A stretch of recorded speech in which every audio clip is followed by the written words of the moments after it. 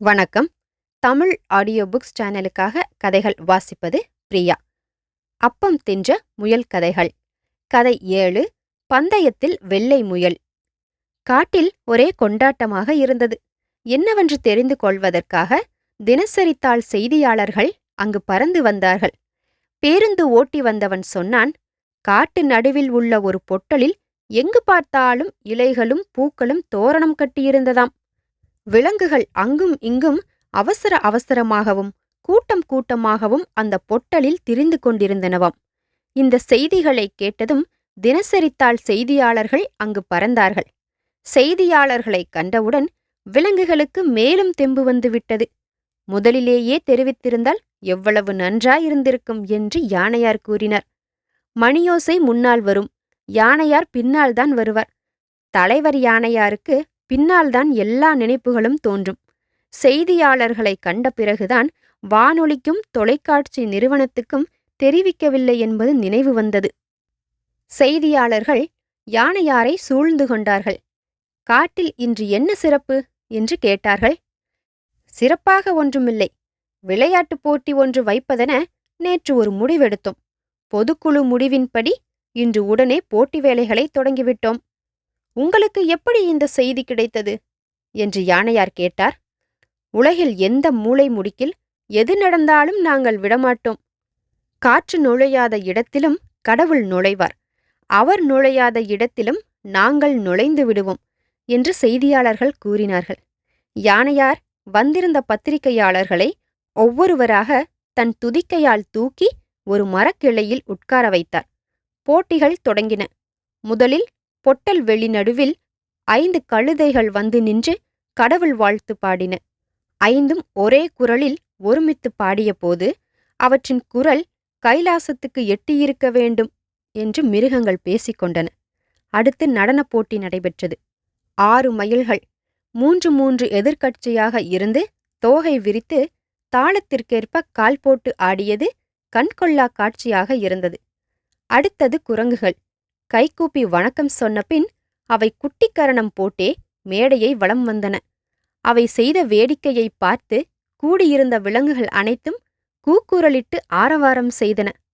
அடுத்தது மல்யுத்தம். 2 காட்டானைகள் ஒன்றை ஒன்று மோதி சண்டையிட்ட காட்சி உடம்பு நடுங்க வைத்தது. துதிக்கையால் வளைத்தும் காலால் மிதித்தும் கட்டி புரண்டும் படுபயங்கரமாக சண்டையிட்டன. எருதுச் சண்டையை பார்த்தபோது யானை சண்டை சாதாரணமாகிவிட்டது. சேவர் சண்டை கண்ணுக்கு விருந்தாயிருந்தது. புலிச்சண்டைதான் எல்லாவற்றிலும் பயங்கரமாயிருந்தது. சில விலங்குகள் பயந்து கண்ணை மூடிக்கொண்டன. சில அந்த திடலை விட்டு ஓடியே போய்விட்டன. அடுத்து ஓட்டப்பந்தயம் தொடங்கியது. காளை மாடுகள் 500 முழ ஓட்டப்பந்தயம் ஓடின. வேட்டை நாய்கள் 1000 முழ ஓட்டப்பந்தயத்தில் கலந்து கொண்டன. குதிரைகள் 2 கல் பந்தயம் ஓடின. மான்கள் 5 கல் பந்தயம் ஓடின. கடைசியாக முயல்கள். ஆமையோடு போட்டியிட்டு தோற்ற முயலின் கதையை கூறி அப்படி ஆகிவிடக்கூடாது என்று எல்லா விலங்குகளும் பேசிக்கொண்டன. முயல்கள் ஓட்டப்பந்தயத்தில் கலந்து கொண்டன. அதில் சிவபக்தி மிகுந்த முயல் ஒன்று இருந்தது. பந்தயத்துக்கு வரும் முன்னாலேயே காட்டுக்குளத்தின் அறையில் அரசமரத்தடியில் இருந்த சிவலிங்கத்திற்கு லிங்க பூசை செய்துவிட்டு அது பந்தயத்திற்கு வந்தது. கடவுளே, என் கால்களுக்கு விசையை கொடு. எல்லோருக்கும் முன்னால் நான் ஓடி வந்து முதல் பரிசு பெற எனக்கு அருள் செய்ய வேண்டுகிறேன் என்று பாடித் தொழுதது. சிவபெருமான் அதன் கால்களுக்கு மிக விரைந்து செல்லும் ஆற்றலை கொடுத்தார். கதிரவன் செல்லும் வேகத்தில் நீ செல்லுவாய் என்று சிவலிங்க பெருமான் அந்த முயலுக்கு வரம் கொடுத்தார். முயல்கள் பந்தயத்தில் ஓடத் தொடங்கின. அந்த திடலில் அவை ஓடிய காட்சி கண்கொள்ளா காட்சியாயிருந்தது. அம்பு போல பாய்வதும் சக்கரம் போல சுழித்து தாவுவதும் பார்க்க பார்க்க வியப்பு தோன்றியது. சிவபக்தி மிகுந்த அந்த முயல் ஓடத் தொடங்கிய போது மற்ற முயல்களைக் காட்டிலும் மிக வேகமாக துள்ளி பாய்ந்து ஓடியது. ஒரே பாய்ச்சலில் அது ஓடிக்கொண்டே இருந்தது. பந்தயம் நடக்கும் இடத்தைத் தாண்டி, காட்டைத் தாண்டி, ஊரைத் தாண்டி, கடலைத் தாண்டி அப்படி துள்ளி துள்ளி ஓடிக்கொண்டிருந்தது.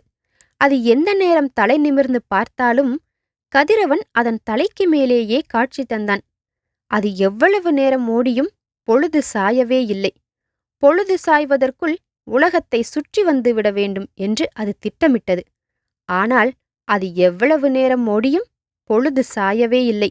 சிவபெருமான் கதிரவனைப் போல் அந்த முயலும் விரைந்து செல்ல அருள் புரிந்ததால் அது எப்பொழுது பார்த்தாலும் தலைக்கு மேல் இருக்கும் கதிரவனே தோன்றியது. சரியாக 24 மணி நேரம் மேற்கு நோக்கியே சென்ற முயல் தான் புறப்பட்ட இடத்திற்கே வந்து சேர்ந்தது. அப்பொழுது பந்தயம் நடந்த இடத்தில் யாரும் இல்லை. அந்த வெட்ட வெளியானது வெறும் மொட்டை வெளியாக காட்சி தந்தது. கூடியிருந்த விலங்குகள் கொறித்து தின்ற கடலை தோள்களும் பறித்து தின்ற வாழைப்பழ தோள்களும் அங்கங்கே சிதறி கிடந்தன. புலிகளும் எருதுகளும் நடத்திய போராட்டக் காட்சிகளில் வழிந்த குருதி திட்டுத்திட்டாய் உறைந்து கிடந்தது. இவற்றையெல்லாம் கண்ட அந்த வெள்ளை முயலுக்கு குழப்பமாயிருந்தது. பந்தயம் முடிவதற்குள் இந்த காட்டு விலங்குகள் எல்லாம் எங்கே ஓடிவிட்டன? ஏன் ஓடிவிட்டன?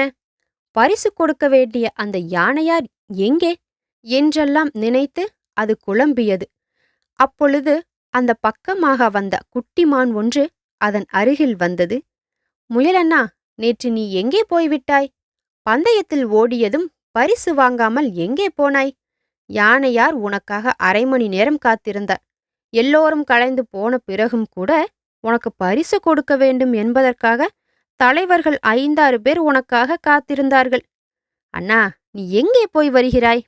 மான்குட்டியின் கேள்வி முயலை மேலும் குழப்பத்தில் ஆழ்த்திவிட்டது. நான் இன்னும் பந்தயத்தையே முடிக்கவில்லையே, இன்னும் பொழுது சாயவில்லையே, அதற்குள் நீங்கள் ஏன் கலைந்து போனீர்கள் என்று கேட்டது வெள்ளை முயல். முயலண்ணா, உனக்கென்ன பைத்தியமா? நேற்று ஒரு நாள் தானே பந்தயம் வைத்தோம். பந்தயம் முடிந்து நேற்றே எல்லோருக்கும் பரிசு கொடுத்தாகிவிட்டது. உனக்கு கொடுக்க வேண்டிய தங்க கோப்பையை யானையார் தான் இருக்கும் இடத்திலுள்ள அரசமரப் பொந்தில் பத்திரமாக வைத்திருக்கிறார். வா, போய் பார்க்கலாம். பாவம், எல்லோர் முன்னேயும் நீ பரிசு வாங்கினால் எவ்வளவு பெருமையாயிருக்கும் என்று கூறி வெள்ளை முயலை மான்குட்டி யானையாரிடம் அழைத்துச் சென்றது. யானையார், பரிசு வாங்க கூட இருக்காமல் நீ எங்கே போனாய் என்று கோபித்து கொண்டார். ஆனால் முயலின் ஓட்டத்தை பாராட்டினார். கதிரவன் கூட உன் வேகத்துக்கு தோற்றுப்போவான் என்று யானையார் சொன்னபோதுதான் முயலுக்கு உண்மை புரிந்தது. சிவபெருமான் வரம் கொடுத்தபடி அது கதிரவனின் வேகத்தில் பாய்ந்து சென்றதால் கதிரவனும் அந்த முயலும் ஒரே வேகத்தில் போயிருக்கின்றன. அதனால்தான் அது எப்போது திரும்பி பார்த்தாலும் கதிரவன் அதன் தலைக்கு நேரேயே இருந்திருக்கிறான். பொழுதும் சாயாமல் இருளும் வராமல் 24 மணி நேரம் ஓடியிருந்த இடத்திற்கே திரும்பி வந்திருக்கிறது. அதற்கு தெரியாமலே அந்த காட்டில் ஒரு நாள் ஓடிப்போயிருக்கிறது. தான் இல்லாவிட்டாலும் தனக்காக பரிசை வைத்திருந்த காட்டு விலங்குகளின் பெருந்தன்மையை எண்ணி அது மனம் பூரித்தது.